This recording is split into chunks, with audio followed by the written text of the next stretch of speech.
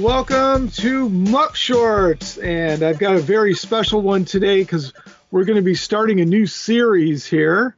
And so I'm here with Wiki Dave, and we're just sitting down and talking. Oh, I'm Mark Zielinski, by the way, and welcome. All right, Dave, what do you have in store for us tonight? I'm very excited. All right, so this episode, considering it's the first one, it makes sense. We're going to be talking about the Celestians. So I've kind of narrowed it down to we've got 5 different types of Celestians. So we're just going to go through every type. The last 2 are more like asterisk types, but I've grouped them into the 5 types because of the way we kind of talk about Celestians. People kind of call them Celestians when.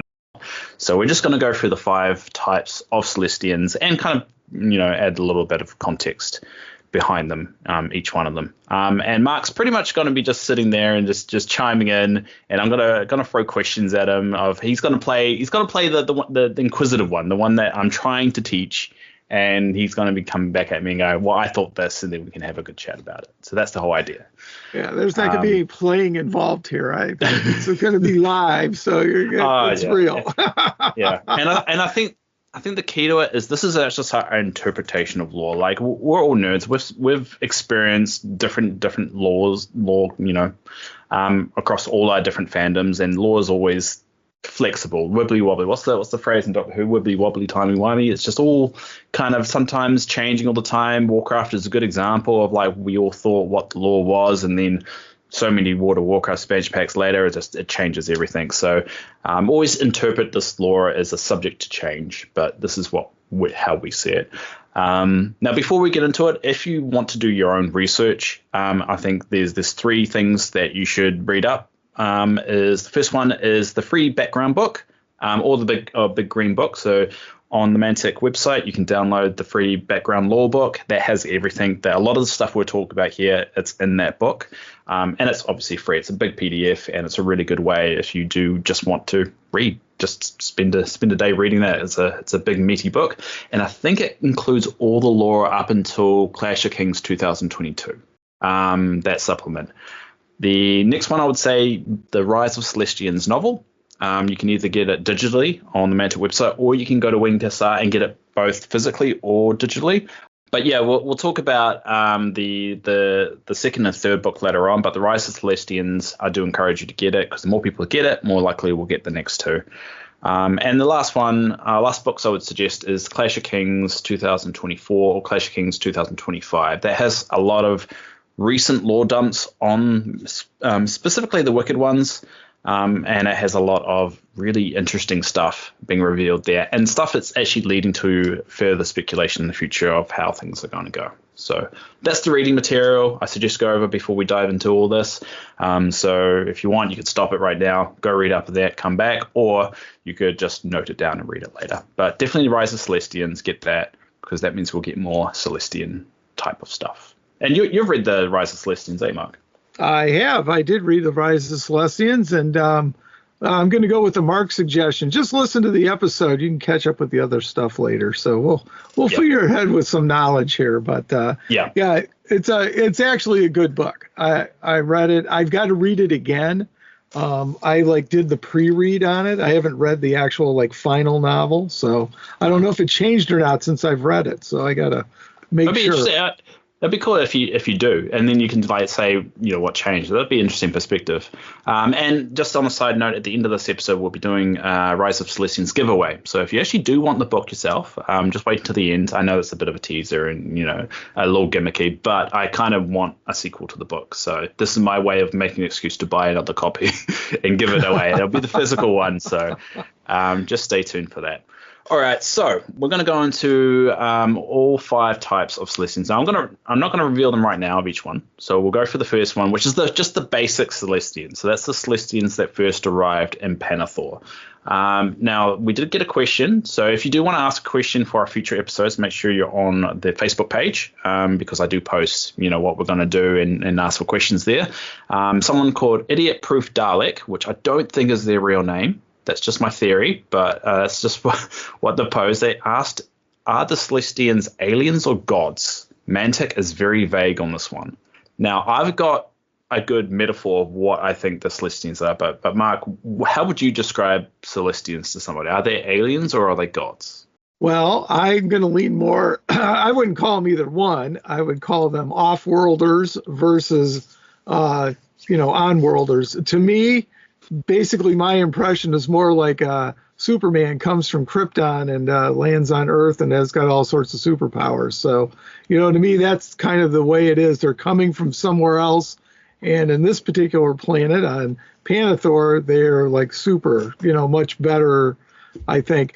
I think they're pretty awesome off-world too, but that's kind of my impression of the whole thing. So yeah, you're so close to the metaphor that I use, because I thought that as well. And the original question I was going to ask you is whether you would compare them to Superman or Thor, because I feel they're more Asgardians. Like if you put the Marvel brain on you, they're not unkillable. They are immortal.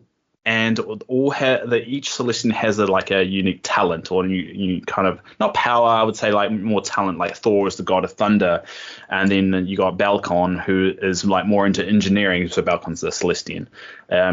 His specialty is engineering, so he can build marvelous things, or teach people how to build marvelous things. So I think they're more Asgardian. So whether they're aliens or not, it's a little bit vague. So the Celestians arrived. Because basically the elves got a little bit bored. So there are 7 gods. So the actual gods of this world are what they call progenitors? Yeah, progenitors, yeah. Progenitors. So they're the 7 gods who created life and everything. So they are the gods. And then basically for like 4,000, 5,000 years, all the humans, dwarfs, elves, all existed. And then the elves kind of got a little bit bored, and there was an elf who made a particular item called the scrying star, and he kind of used it to kind of start communicating off-world. Now, whether that's a different planet or a different plane of existence, it's not 100% clear. I like to interpret it as a different planet, but some people say different plane of existence. So, which way it leans is up for interpretation. But basically, he had the star. He was communicating with. He's basically. He sent something up to space, and he's just waiting for a response. He finally gets a response from a Celestian called Eowain, Eowain. It's Eowain. I don't know how to pronounce that. And then that Celestian, Eowain, tells him how to build portals to bring the Celestians into Panathor. And so he spends the next 5 years building these portals, and finally, with the stars aligned, they actually bring in 20 Celestians, including Oskin, at the end. And at the end, there was a little bit of trouble because the stars had come out of line because of how long they were taking, and then they performed a bit of a magical spell to actually turn back time by like 5 minutes. Which I don't think it's 5 minutes, actually a couple hours, because they do refer it to as like the lost hours or something. They turn back time to realign the stars, and then all 20 of them arrive. And the last one is Oskin, who we will later find out is the big bad of Panathor. But he's not bad at the time. But the first 20 arrive. And that's essentially how the Celestians arrive to Panathor. So once they arrive, they're going to stay around in the tower, that they arrived in for a little while, which the Twilight Elves, or people that do the Twilight King, would actually know as the mouth of. I think it's called mouth of. What they call it now? Leith. Mouth of Leith. Yeah, that's what it's called now. So whenever you hear the mouth of Leith, that's where the Celestians arrive. It's not the mouth of Leith at the moment in this period of history, but if we ever see it in the map, that's kind of why it's so special that way. So essentially, they stay in the tower for a while. The 20 Celestians and the elves kind of teach them about the world, and that's how they find out about the old gods, the progenitors. And that's when they decide that the old way of what they used to do, as in sacrificing children, is bad, which seems like everyone would agree with that. We disagree with sacrificing children. Cool. Just making sure. So there is a ritual to honor Bannock, and that after 5 years, the priests essentially decide whether this child is good or bad. That's basically the long and short of it. And Celestians don't like that. So from their opinion, so they go ahead and expose the fraud of that particular ritual, and that's essentially how the Celestians begin their influence in Panathor. They kind of spread out from there, start with the elven culture, they change all that, then they move on to the human culture, specifically Prima Vantor is what I say. Yeah, Prima Vantor, that's it. So they spread to there, and then that's the rise. If you really want the nitty gritty of how they all do that, that's the rise of Celestians. Read that, because then they spread out, and essentially that's what they are. So whether they're good or bad, it's up to your interpretation. Because the Celestians, I don't see as good or bad. They've just got their view of life, and they kind of want to impose that on where they arrive. Now, we agree with their way of life of not killing children. That makes sense, As I said, that's a MUP stance. We don't think killing children is right, but is it right for some gods or some aliens to arrive on a planet, change, and that's how they're seen as gods? So they essentially have done all this influence, have all this power, and they are, got special abilities and power and magics. They change the world and then are seen as gods. So they're basically aliens who are seen as gods, the same way Thor is with Marvel. Is that all right to sum it up that way, Mark? Does that all make sense? Oh, yeah, absolutely. Well, I mean, if you think about it, even just in our world, if you end up in a place in the world where there's still a tribe that's been untouched by modern society, and you bring all the gizmos and gadgets and stuff with you, I mean, they kind of think that you're pretty important, maybe exactly, godlike, you know what I mean? It's like, ooh, heap big magic type of stuff. So, I mean, it does justify colonization, but I don't know if we should go. I mean, Mantic is. I didn't say it was a good thing. I just said it happened. I mean, yeah, that's essentially what the Celestians are. So, like, a lot of people say, are they good? Are they bad? It's like they were good in the sense of we agree with their point of view, which is make society better, try and improve society. They're a little bit naive, and we see that in the Rise of Celestians when the second batch of Celestians come through, specifically Katrina, which, do you know who Katrina is, Mark? I'm going to say no, I don't remember. Most people commonly know her as the Green Lady. The Green Lady. The Green Lady. So she's, the Order of the Green Lady. She's actually you can play her avatar on the table. She's a very important character. So when she comes through, she doesn't understand the concept of war. She doesn't know what war is. So it also tells us that Celestians are they're so used to kind of getting their own way and not having too much conflict that Panathor was a new experience for them. They had a lot more trouble than before. Now, what they did before is a bit vague. You do get in the Rise of Celestians some glimpses of their wildlife. Of I think there was a bird with like two tails or something. Of one of the owls were having that vision of the Celestians' homeworld.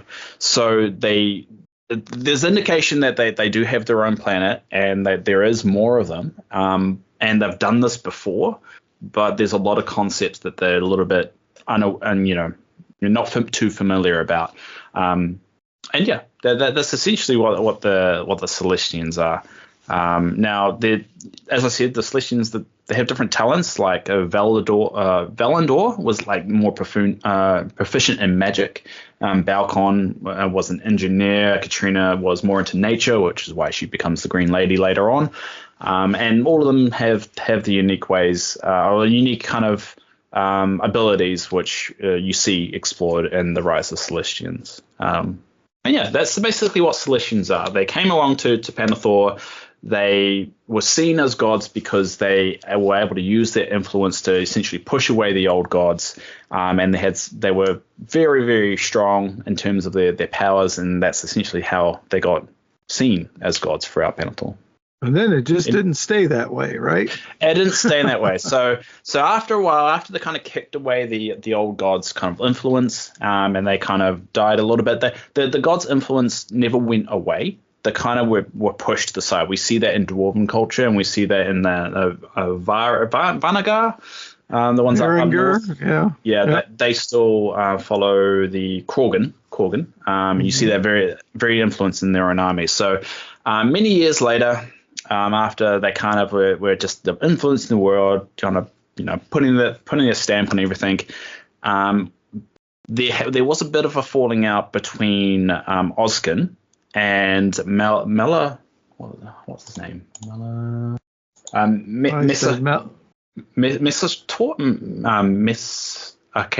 Misakador.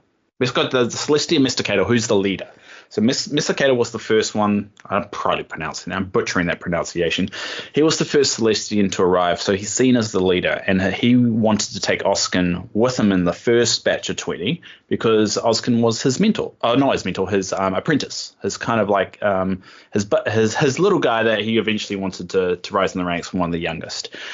So during the time of the Celestians first arrived and put the influence, Oskin fell out of favor with Misakador. I'm going to start changing the way I pronounce his name throughout this entire podcast. So I'll call him Missy. We'll call him Missy. Missy is easier. All right. He fell out of favor with Missy. And so in order to get the favor back, he wanted to reopen the portals to the Celestian world. So after the third wave, and when they tried to do it for the fourth time, something went wrong. And you see that in the end of the Rise of Celestians. What went wrong? Essentially, they tried to bring a Celestian through. Something got corrupted. It kind of hinted at that's kind of where the what faction am I thinking of? Where the Night Stalkers come from, of the Void. That the Void kind of influenced that pathway or that gateway, and it caused a mess, and it caused the scrying star to get destroyed. So they couldn't find any way of getting more Celestians to Panathor, so they were kind of stuck. So Oskin decided that he needed a way to get favor back with all the Celestians, so he's going to create another gateway back to the Celestians' homeworld, and he used Kalasor is what I say. Kalasor. We'll go Kalasor. So he wanted to use Kalasor to do it. Now, the lore around this, and this is what they call the Flulian Mirror, whatever, the mirror.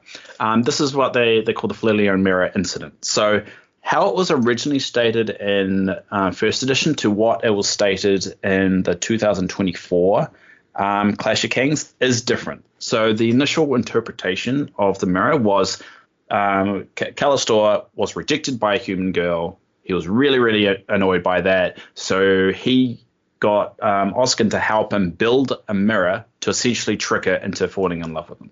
Now, they've reworded that to be less creepy. So it's no longer as creepy as that now. Essentially, Oskin had this idea of that he wanted to reopen the portal. So he went to Kalasor and said, hey, can you do this? And he was there when that fourth opening was attempted and saw what happened. Because his mentor, what was his name? Relia, the one that opened the portals right at the beginning, he kind of has gone a little bit mad. And when Oskin was having trouble in that first instance when the 20 were coming through and the stars were out aligned, Valandor, him, and Kalasor had to do a ritual, and essentially that they ended up cursed. So something bad is going to happen to those three sometime in their life, and and Kalasor has already seen Rylor, whatever his name is, go through that because he essentially he was a broken elf and he's just useless now. So he's fearful of something like that happening. So Oskin's came to him and said, "Can you make another scrying star so we can do this?" He was like, "No, I don't want anything part of this." And then he went into isolation and decided to go into isolation and do his own study and stay away from all this. So Oskin stayed with the Circle. So the Circle was the collection of wizards that were helping make these portals happen. And he tried to influence them and tried to develop a way of opening that portal again.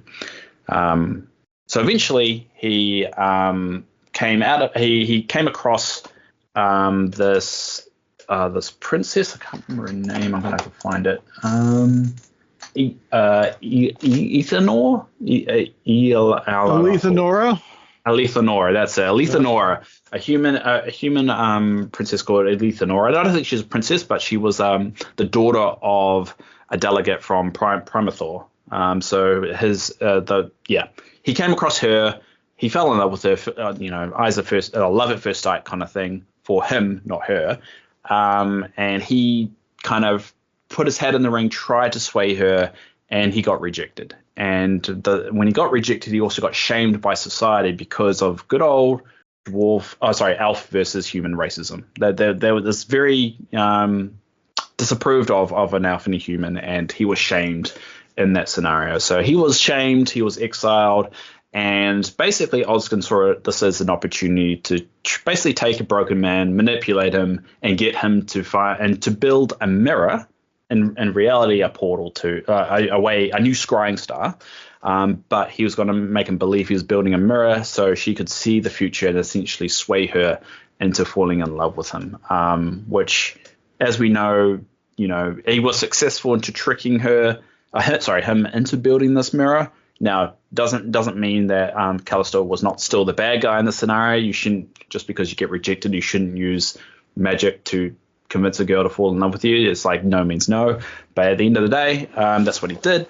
He built the mirror, and as he was showing her, she was getting her to gaze into the mirror, Osgood was trying to open these portals, and then there was a fail-safe inside the mirror, which indicated when something bad was going to happen. And when they saw this indication, Callisto was supposed to bring her out to get her to look away from the mirror, but she didn't. So because she didn't, she ended up seeing atrocities and a very ugly future. It's not really specified what that was.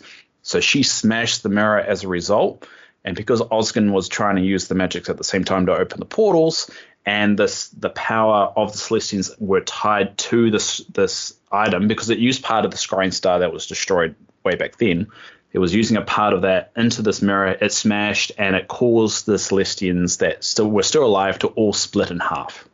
Because it basically, think of it of like it blew up and it just sent a shockwave across Panathor, which caused the Celestians to split in half into the shining ones and into the wicked ones. And the best way to describe what they are is that there's a Rick and Morty episode where they split into their evil side of it and their good side of it. And that's a good way of representing it, but they just split in half, and they just ended up causing a massive, what they call God War, which is basically the shining ones versus the wicked ones, because the wicked ones are the worst parts of the Celestians, and the shining ones are obviously the opposite of that, of the best qualities of it, and they just ended up a huge chaotic war between the two sides. Does that all make sense there, Mark? I just kind of ripped Absolutely. off. Oh no, I actually really like the mirror story. The Phanulian mirror is a great story, in my opinion. It's been around since first edition and stuff like that. So, and as we all know, Katrina doesn't get split, right? So no. So she uses, and this is a little bit vague, and this is why I love for this lore to be explored and expanded on. But the lore goes that she used the powers of nature to essentially not split at all. So Katrina is the only Celestian that did not split in half. Now, she's not the Green Lady yet at this point, because the Green Lady is a weird combo. She is Celestian merged with the Shining One and merged with the Wicked One. So she's a Wicked One, a Celestian, and a Shining One all in one go, because she merges with Light Ilana and Dark Ilana. So Ilana was a Celestian. She's in the Rise of the Celestians. She gets split in half, and essentially she gets merged with Katrina, and that's how she becomes the Green Lady. So she's not good in a sense. That's why she's more of a neutral. When you see the Forces of Nature, you see them as a neutral kind of faction. She is not good, but she's also merged with the wicked side and the light side. So I don't know what she would be, but she's more, she's a weird combo of three types of Celestians all in one. So it's quite interesting.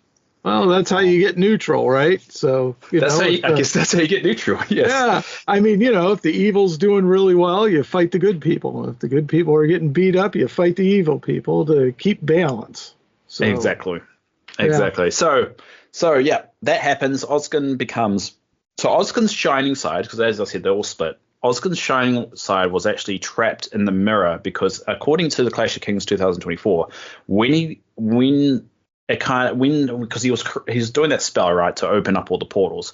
When all that's kind of went to hell and he came back to his senses, all the other mages that were helping out were dead, and he looked into the shards in the mirror and he saw his shining one in there, and he essentially smashed the rest of the mirror and killed the shining one inside of him.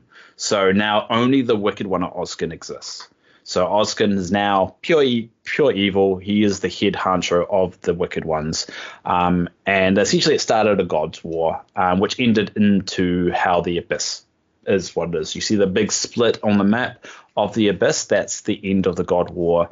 And there's the big old story about that, which we won't go into. But all you need to know is that Shining Ones and the Wicked Ones all fought each other. Some died, some didn't.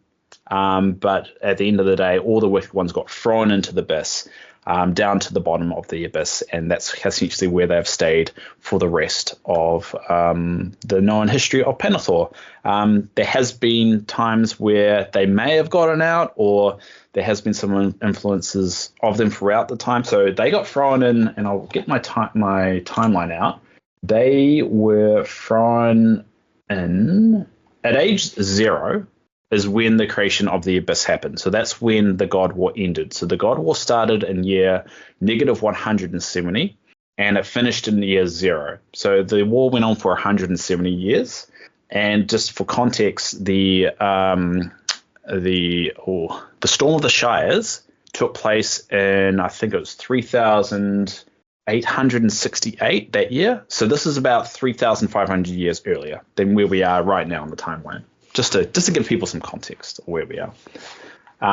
So yeah, they're all thrown down there, and so the Shining Ones are the good side, and they're not immortal. I think it's clear. Some Shining Ones have died, but no Wicked Ones have died, which is quite interesting because it showed in the 2025 Clash of Kings that it looks like all 37 of the Wicked Ones are still alive and existing, but some of the Shining Ones are dead at the moment. So we know that Valandor was killed during the Winter's War, which is another thing altogether. So basically the Wicked One Winter got out of the Abyss, caused everything to freeze over. It's called the Time of Ice.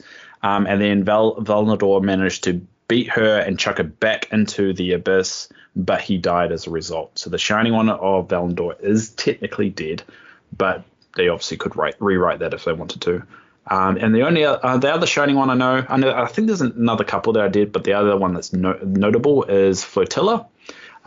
She was cut in half by her Wicked One, Pralika, and that's how you get those Eolis, the ones with the humans with the wings. Elohai? Yeah, the Elohai of Julius and Samarkris. Right. So those two units come from that Shining One being cut in half during that God War. So they can be killed. I think it's the key. They're not immortal in this. They're immortal in the sense of age, not in the sense of like whether they can actually be killed or not. That was a mouthful. Well, there you go. But now the Wicked Ones, none of them have perished yet. But well, no, could they? I mean, technically, if you can kill a Wicked One, you can kill. And a Wicked One has merged with. Katrina with Katrina as well, so they can technically be killed, but it looks like the Shining Ones, one of their flaws is that they have too much morality to kill them. It's like sometimes you need to do an ugly thing even though it's the right thing, but because they're too far on the good side, they're not killing them, they're just putting them back into prison. So their side is taking losses, but I mean they just keep on chucking them back into the prison over and over again. So who knows? And we do know that so they're seen as gods. They're very powerful, but they're not gods as well. So we do know there's other influences in the world of Panathor outside of these ones. So they might keep the Wicked Ones around as kind of a way of like they still are making war with gods. They don't like Korgan. They're still doing war things with other gods, so they could use the Shining Ones have a reason to keep them around because in a way they're kind of helping them keep the other gods in check as well. Hey, everybody, this is Mike Rossi, Winged Hussar's second best dwarf author, and you're listening to the Mantic Universe podcast. I'm Brandon Rossbond of Winged Hussar Publishing. So much universe, so little time. There you go. So now for the dear listener, we know where the Aloha came from, but how do we keep getting them? Yeah, I don't know. Is it more of a case like Adam and Eve kind of thing? Is that they all spawn from those two and they're all brothers and sisters to each other? Maybe. I don't know, this hasn't really been specified. I mean, they all live on the mountain. Was it mountain of Kolusk, Kolu, or something like that? Kolosu or something like that. They all live there. So, and what's to say that they are conventional? A conventional race that we don't know how Celestians reproduce. I mean, for all we know, they could think really hard and that's how they reproduce. do they actually need a coupling to reproduce? I don't know. It's not really specified. There is I do know Domita is the son. That's good. Of Missakor or Missator, whatever his name, Missy. He is the son of Missy, but it's kind of, some of the dialogue says he's like a half Celestian, and some he says he's actually a Celestian. So whether they can reproduce with other races as well, or whether he's actually a Celestian, not quite sure. Again, that is something that we kind of want to see with the sequels to Rise of Celestians. So by Rise of Celestians, we get them because there is a book. It is intended to be a trilogy, and I know book 2. Well, I noticed that this is hinted at. Book 2 is about the mirror, about all the events around that, and book 3 is about the God War, which will give us an answer about what happens, when the abyss opens up. Because when the abyss opens up, it's essentially Missy's son, Domita, who actually gets Ozkin's axe, slams it on the ground, and causes the abyss. So we'll definitely find out what relationship is there. And for all we know, he could be just another Celestian as well. So there's a lot of unknowns we know about these events that go down here, and a lot of wicked ones and shining ones that we don't know anything about and haven't even been named, which will be interesting, especially like after the war ended. There's nothing to say some of these shining ones buggered off east or north. South, and just kind of spread throughout the world. We could be seeing shining ones show up all over the show. So there's still a lot there. So it's just kind of like I talk a lot, so I just want to stop. Yeah. Well, I was going to say, I mean, you see the abyss expanding in the Clash of Kings 25 book with the vents opening up, and there's a scar in the south that shows up on the map because the map expands a little bit. Mm-hmm. So, and you read inside the Clash of Kings 2025 that the vents are opening up, in the bottom of the ocean and things like that. And that's how they're fighting the Trident Realm. So yeah. So the lore is expanding from that particular standpoint. Yeah. So and the Southern Rift, I was looking back and rereading some things for this podcast, and the Southern Rift was actually mentioned in 2022 Clash of Kings, because it mentions the Rift Forged Orcs being released and actually them coming out of the mouth of the Southern Rift. So it is something that I've been thinking about for a while. Yeah, I was rereading it, and because a lot of people forget the Rift Forged Orcs spread everywhere. They were like attacking everything when they came out of the abyss, because the abyss runs at a different time. It runs, the time down there runs a lot faster than it does in the on the surface. So they were unleashed upon the world, but we didn't actually find out what happened after that point. All we know about is what happened with the Storm of the Shires with the halflings and them. So there's a lot of they've been thinking about the influence of these of the wicked ones for a little while. So I'll quickly go through some of the notable wicked ones. So we've got Ozkin, who's the leader. We've got Garkin, and he's the dark side of Balkan. So Balkan is the one that did the engineering thing that I talked about. So Garkin's the one that created the orcs. They created the goblins and the Rift Forged orcs. We've got Dark Chiron. So Dark Chiron, there's Dark Chiron and there's Brave Chiron, and that's where the herd is. So the herd was initially influenced by Dark Chiron, and Dark Chiron made all these species and released upon the world, but eventually Brave Chiron kind of turned them, and with the Green Lady and Chiron kind of influenced it and made them a bit good. And Dark Current also created the Trident Realm races, which eventually turned good as well. So they're not very good. The Wicked ones aren't very good at making things to loyal to them. And then we've got Winter. So Winter is another Wicked one, which created Winter's War, which everyone hears about. So Winter's War. Now, this doesn't really make sense because they do indicate that the Wicked ones can't escape the Abyss. But according to lore, Winter got out of the Abyss and froze everything. And then once that Winter was beaten by the Shining Ones and specifically Valandor, the Shining One Valandor, who died, the Winter subsided, and that's how you got the Infant Sea. So the Infant Sea exists because it wasn't always there. Essentially, Winter got out, flooded, froze everything, and then flooded everything. So which is why the Infant Sea exists. So all the Infant Sea, if you look on the map and you see that little kind of like hand kind of spider thing right in the middle, that's only because a Wicked one got out, froze it, and killed everything in between there. So those are the significant kind of Wicked ones that you need to know about. Right. And going back to the Rise of the Celestians and the trilogy, one, just to get you excited, it's being written by C.L. Werner, who is a fabulous author, Black Library author and everything else. And, actually, Dave, I thought that the War with Winter was going to be in part of the trilogy. So I'm hoping it is, but that's what I heard. So I don't think it will be, considering the second book is going to be about the Mirror. The third book is going to be about the God's War, and the Winter's War takes place. Let me look at my after the God's War, obviously. In 2487, so 2,500 years later. So it could be a fourth book. I mean, it does open up for a fourth part of the trilogy, but I do think the Winter's War is very specific to that conflict rather than the whole scale of the Celestians. I think the Mirror and the God War are more like all of them. The Winter's War, I think specifically, it's about like Winter versus Valandor and the forces of good, you could say. I was going to say Winter against everybody. Winter against everyone.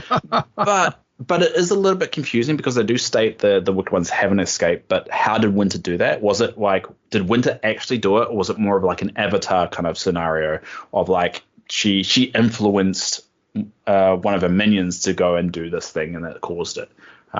It's not specified, but that's why it's interesting. It's like that is something that we could, explore a little bit more.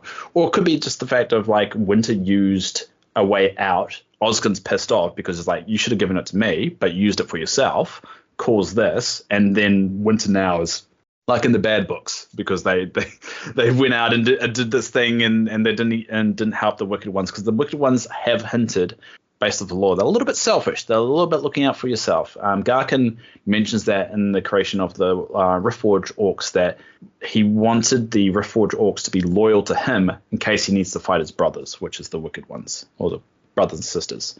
So there is a little bit of self-preservation there as well with the Wicked ones against each other. So who knows? Well, Mantic may do.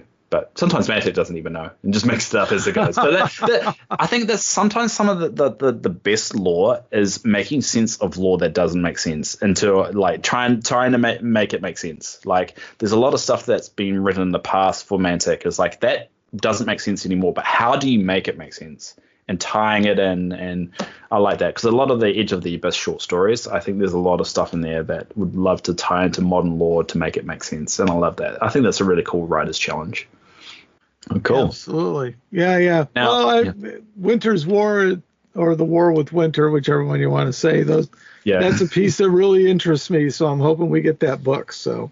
Yeah, I mean, it changed the world landscape. I mean, the map that we see, and I think this is in the Green Book, and it's also in the free PDF. Oh yeah, it is. Yeah, you can see the two maps of what it was during the Rise of the Celestians, and I think that if you use that map while you read Rise of the Celestians, helps a lot. And then seeing their influence, and a lot of people like call Infant Sea, and you always hear Infant Sea a lot, and you don't realize, there is a really good story there of why the Infant Sea is called the Infant Sea. And so there's so much to explore. Now, those are the three main types of Celestians that we talk about. So the only Celestian that's in Panathor right now that still exists is the Green Lady. Now, Katrina survived, and she wasn't called the Green Lady until she merged with Light and Dark Liana. So whether she's a Celestian or not is debatable. I don't know whether you want to call her a Celestian, but technically she is the last Celestian that hasn't split. Right. So what are the other two? There might be more. Yeah. So what are the other two with the asterisks? You said 5 kinds, right? So, there's 5 kinds. So, yeah. All right. So that's the main one. So the other 2, I call them that because a lot of people call them the Celestians, or not sure. First one is manifestations. So as I said, Valandor died during Winter's War, right? But a lot of people go, well, didn't he appear in Dungeon Saga? Because there's literally a campaign called The Return of Valandor. Now, if you read that, the character is actually called the Spirit of Valandor. So it's not actually Valandor at all. It's actually just the manifestation of Valandor leaving a piece behind. So Celestians have the ability, and we see this because in the same campaign you get the manifestation of Baal. Baal? B-A-E-L. How do you say that normally? Because that's a common. You got it for me. Baal. Yep. You see that manifestation too, because the Wicked Ones can't leave the Abyss. So this is the best, the only way they can. So you can have manifestations of all these, all of the Wicked Ones and the Shining Ones, or even probably Celestians as well. They must have an ability to leave a remnant of themselves behind. So when a Shining One or Wicked One does die, there is a possibility they could come back in lore in some way as a manifestation. So I think that I put it as with an asterisk because a lot of people go look at that as well, he was there. No, he wasn't. No, his spirit was there. And so the next one is avatars. So avatars is the biggest one that we probably know about because of the recent Lord of Lies release. So Lord of Lies, that big demon that you see for the Forces of Abyss, that isn't Oskin. That is the avatar of Oskin. So Oskin has taken an archdemon and go, you are my spokesperson. You are going to represent me. You're the one that can leave the Abyss and actually cause mayhem. Go kick butt. Exactly. So we do have 2 other avatars that we can play on the table right now. Now, I'm going to put this to Mark. Do you know which ones they are? Well, let's see. 2 other ones, then the Lord of Lies? Yeah. So there's 2 other ones, and so you got Lord of Lies, and there's 2 other avatars that you can play as on the table. And bonus points if you can tie it to what Celestian they're related to. Okay. Let's see. I believe one of them is with the Abyssal Dwarfs, and I can't remember his name. I did his model. I thought that was one of them. He's got wings, and I can't remember his name. Really, the Abyssal? That one's puzzling me. Even I'm gonna look it up. I'm gonna grab a book here, and then other than that, well, you'll kick yourself with one of them though.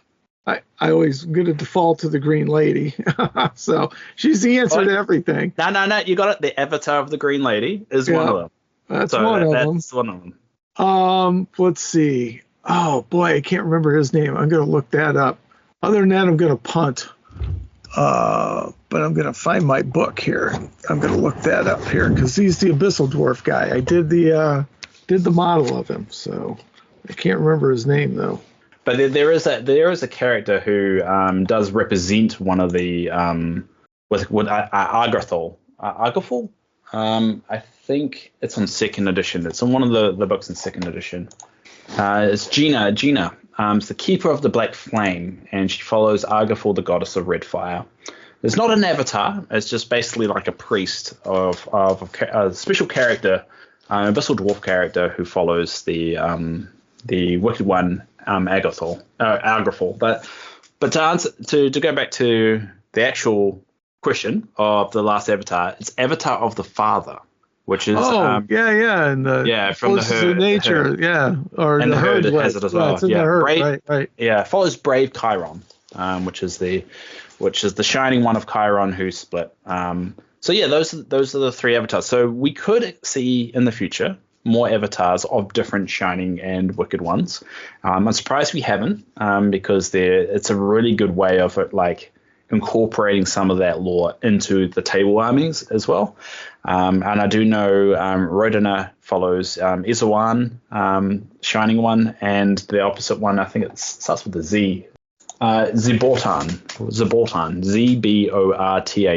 So that's Izawan's Wicked One half, and they've got the mythology of that Izawan and Zbortan are like fighting underneath them, and that's their whole lore is based around that. So yeah, we've got so many opportunities to incorporate all these Shining Ones into the armies and on the tables as well. But yeah, those are the 5 different types of all the Celestians, and that's why I put manifestations in. We could still definitely see a lot more manifestations in the future of the actual physical representations of the Wicked Ones and the Shining Ones as well. So on the table though, in the second edition, you could actually play the Green Lady as a unit, but in third edition, you only can play the avatar of the Green Lady as a unit.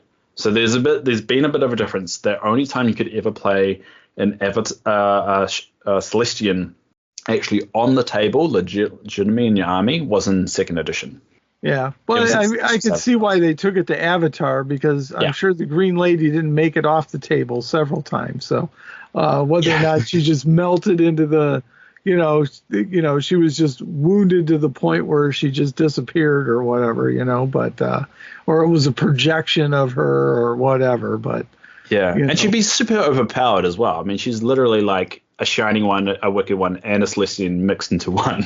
Right. she should be just like playing away and smacking. I mean, the best way of just describing like the Celestians' like power and like how they can just whack things away is, do you remember the opening of Lord of the Rings where you have Sauron kind of just whacking all the elves with a mace and they're going flying everywhere? Right. That's pretty much that's how it's described in Rise of Celestians. Is then they're just whacking the enemies out of the way, because when they started to rise in power, some people that disagreed with it, some elves disagreed with it, started fighting back. And there's like 20 of them, and they managed to just like own all of them. And it's a really brief comment. It's only like 3 lines of like, oh yeah, and then these guys charge at them and just wasted them, and that's about it. But yeah, it shows the Celestians were very powerful, very influential throughout the world. But now with the split, and also with the Shining Ones being cut in half and turning into other species, it looks like they can be divided and divided and divided. That's like part of their genetic code, is just Celestians can just keep being divided. So we could see more of that later on. We could see what happens when you split a Wicked One in half, because obviously all the Wicked Ones haven't been killed. They're all still alive. What's the evil version of an Eoli? Eoli or Eohi, whatever. I say Alohi, but Alohi, yeah, Alohi. Tomato. Yeah, it's like what's an evil version of that? There's a lot of good possibilities for that in lore, and we're talking about thousands of years between all the events we just talked about. So we don't know what they've done down south. We don't know what they've done to the east. We don't actually know how much of the Panathor that we know of on the map incorporates in the world. How is that, like a quarter, or is that like an eighth? I mean, the world could be massive. There's so many opportunities there.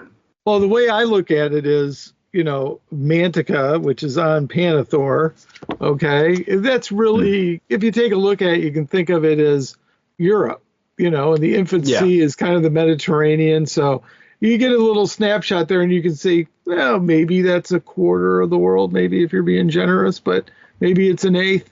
There's still a lot of planet left to go.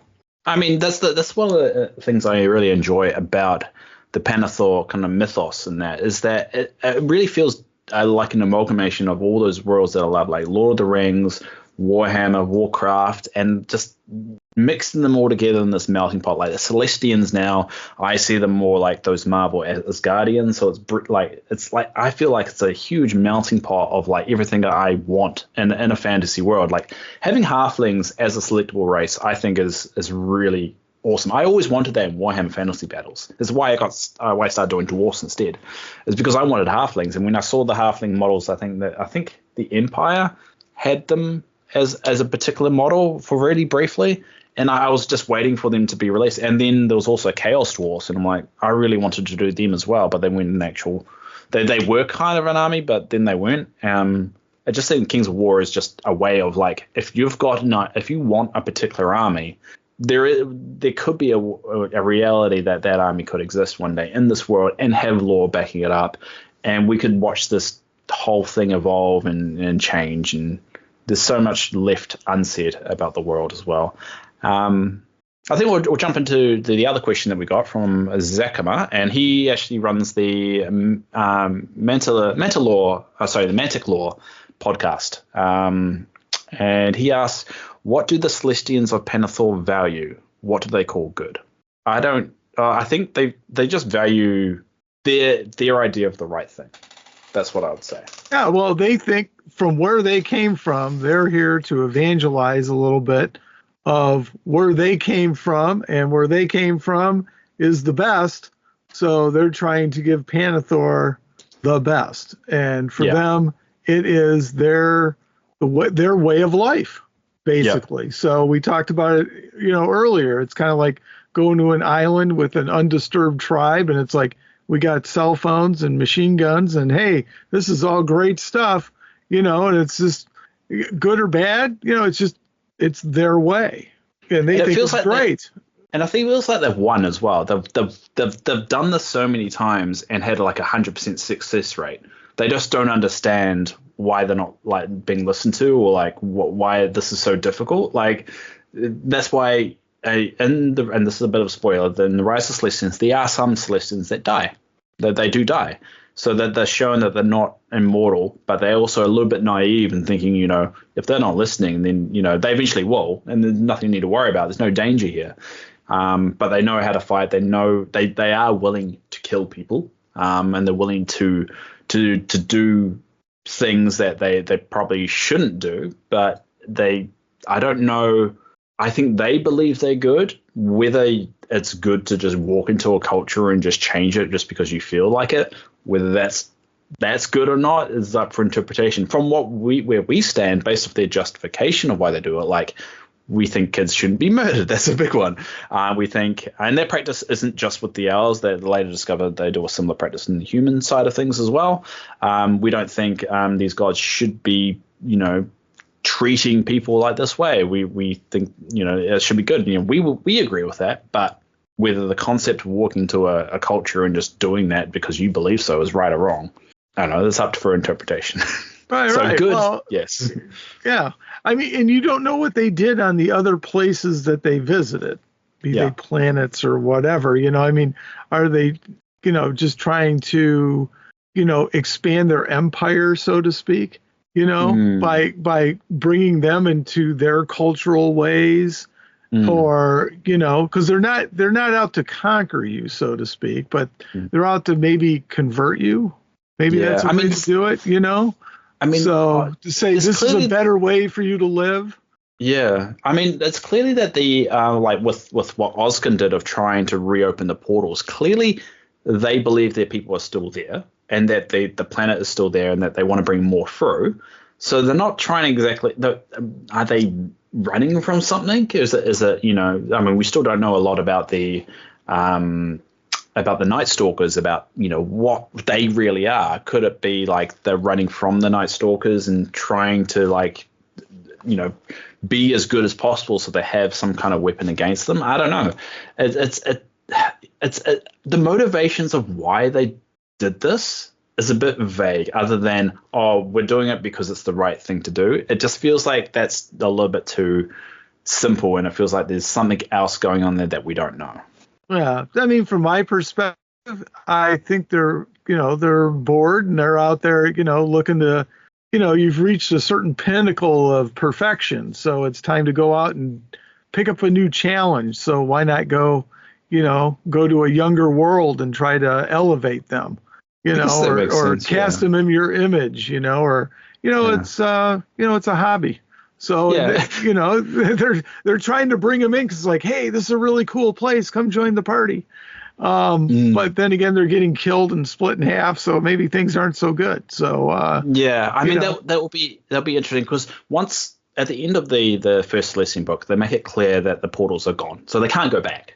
So what happens from this point on? Like, do you start to see fear in the Celestians of like, now that because the second book is going to be about the mirror. So one, they have to deal with the fact that they can never return to their home planet. And then we find out about the mirror of Oskin, why Oskin fell out of favor, or why he can't get back into favor, and why he goes to extreme measures, or why do they want to make that contact? Why do they want to bring more into Panathor? I mean, they seem to be doing all right now of having all this influence. Why do they need more? You know, there's so much there, so much nuance that's yet to be explored.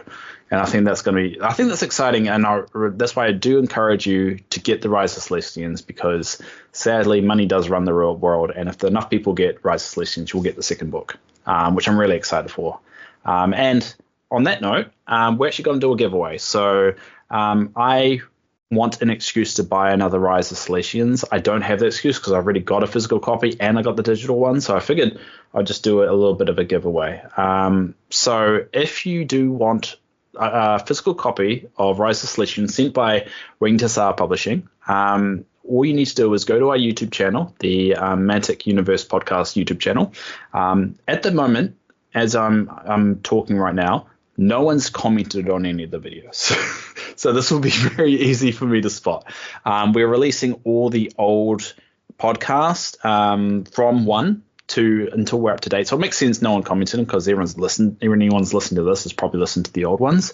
But go over to the YouTube channel, subscribe. I can't tell if you're subscribed or not, so I'm just going to say that and hope that you do it. But leave a comment on one of the videos stating your favorite Celestian.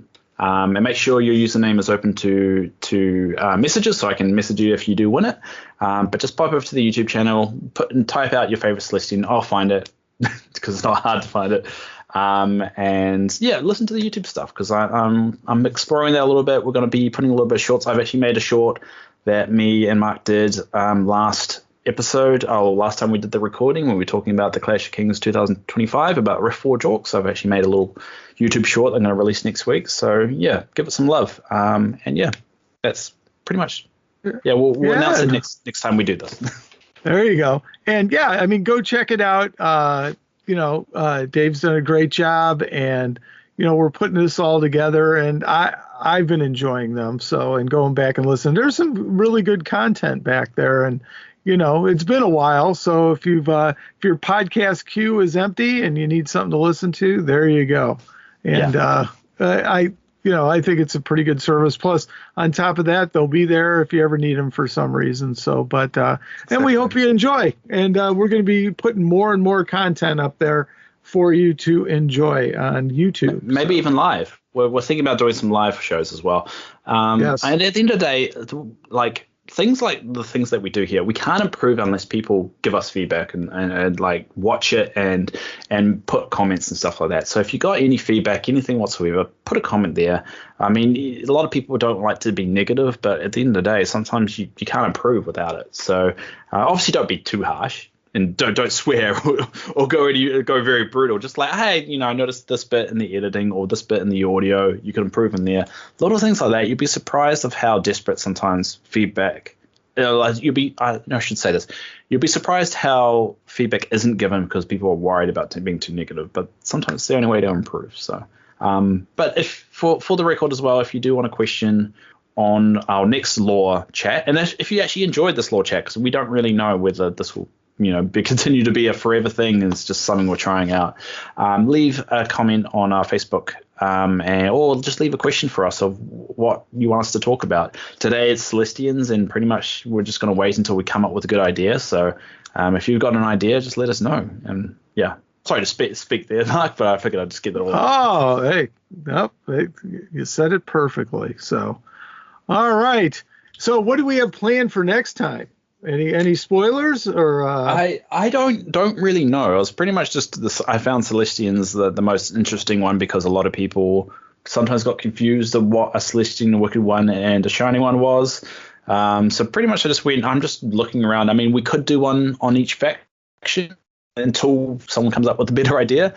Like the Herd. I think a lot of people don't really know about the Herd or what that actually is, of what's the difference between the herd and the forces of nature. And the Herd, I would say, more kind of animal related, and the force of nature more kind of plant based related kind of thing. But if there's a particular topic, I don't really have a plan. I'm pretty much just going to go, this is a good idea. What do you think, Mark? And if Mark nods along, I'm going to go with it. But I do also want to tie in some of the authors in here, because we were meant to have Brandon. Brandon was going to come on here, but he was sick. Yes. Yeah, feel better, Brandon. Yeah, he sounds a bit under the weather, and it'll be great to to talk to some of them as well and get their perspective, because I've got my perspective of how I interpret the law, Mark has his, and people that actually writing the law sometimes have a completely different explanation on something simple. So, yeah.